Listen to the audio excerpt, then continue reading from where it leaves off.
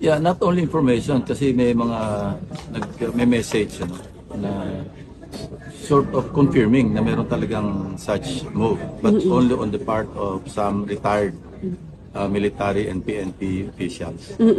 Wala namang kumontak na active. Were you invited to join po? Yes, na mag-join at saka mag-impart.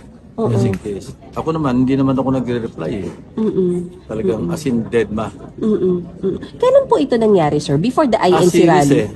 Yeah, before the INC. Nag-escalate noong before the INC rally. Nag-escalate noong lumabas si Saldico. Tapos, hindi ko alam kung meron pa nung after ng speech ni Senator Amy. So, kaya nga sabi ko, di ba, kung ako yung mag-analyze, mukhang calibrated. Mukhang sunod-sunod yung mga pangyayari na yun. Mukhang coordinated, orchestrated, and calibrated. Retired police and military po ito, sir? Yeah. Oo. Sir, anong gustong mangyari? Bababain si BBM? Ganun ba? Hindi lang yun. Talagang reset. Meaning, pati some groups yung ibang groups kasi nagko-call sila, total reset. Parang wala ang presidente, wala ang vice president.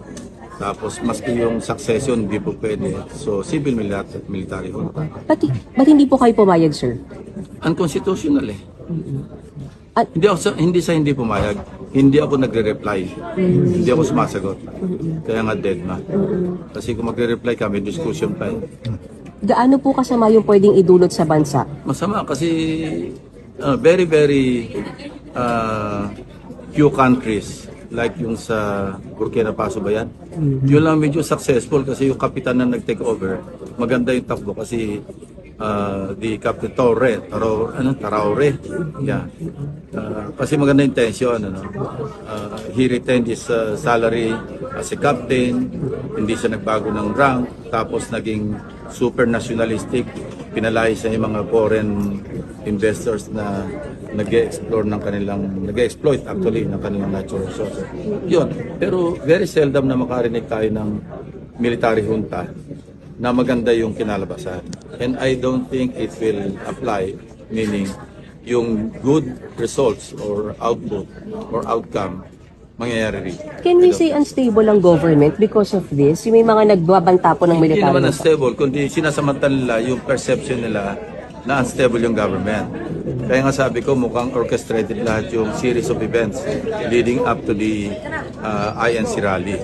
Di ba mayroon pang gusto mag-infiltrate na sasali sa INC rally? Ang intention was to march to Malacanang. Hindi lang pinayagan ng INC na pinalis nila yung mga BBM resign, di ba? Iba naman yun. I-orchestrated kasama yung paglabas ni Zaldico? Yeah, yun ang analysis ko. That's my own analysis. Hindi ko sinasabing yun ang hard fact. Yun ang, kasi series eh. Parang yung pulo, parang yung pag-percolate, parang minamaximize para talaga magalit yung mga tao. Sorry sir, orchestrated by who? Ha? Sino po nag-orchestrate? Yung mga groups na interested, mga partisan. Overthrow the government. Meron talagang obvious na moves na i-overthrow yung government. Yung message sa inyo, sir, invitation, tama ba? Well, in so many words. Thank you, sir.